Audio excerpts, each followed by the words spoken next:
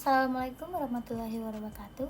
Hai, perkenalkan saya Revalina Horanisa dengan NPM C1A2300007 dari Fakultas Hukum Universitas Subang. Saya di sini akan menjelaskan mengenai latar belakang asuransi, dasar hukum asuransi, istilah asuransi, subjek hukum, penanggung dan tertanggung, pengertian asuransi, unsur asuransi, perbedaan unsur, sifat, dan penggolongan asuransi berdasarkan peraturan perundang-undangan. Pertama-tama, saya akan menjelaskan apa itu latar belakang asuransi.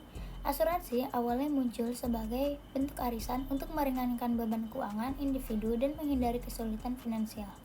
Konsep ini berkembang menjadi sistem di mana sekelompok orang menanggung kerugian yang dialami salah satu anggota mereka.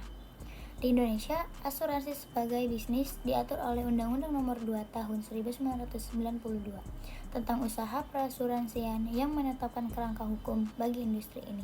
Dasar hukum asuransi di Indonesia meliputi berbagai peraturan dan undang-undang, terutama Undang-Undang Nomor 40 Tahun 2014 tentang perasuransian. Hukum ini mengatur hubungan antara penanggung atau berusaha asuransi dan tertanggung atau pemegang polis, serta mencakup aspek seperti pembentuk kontrak, klaim, dan perlindungan konsumen. Istilah asuransi, beberapa istilah penting dalam asuransi meliputi penanggung, yaitu perusahaan asuransi yang menjamin pembayaran ganti rugi.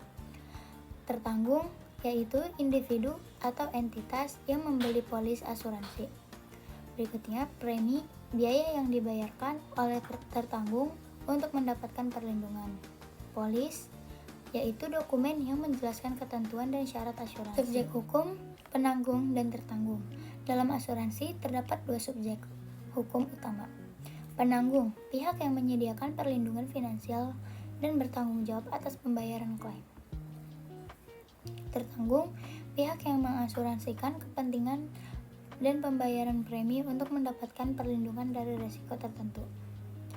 Pengertian asuransi, asuransi adalah perjanjian hukum antara penanggung dan tertanggung, di mana penanggung berjanji untuk memberikan ganti rugi kepada tertanggung jika terjadi kerugian sesuai dengan ketentuan dalam polis.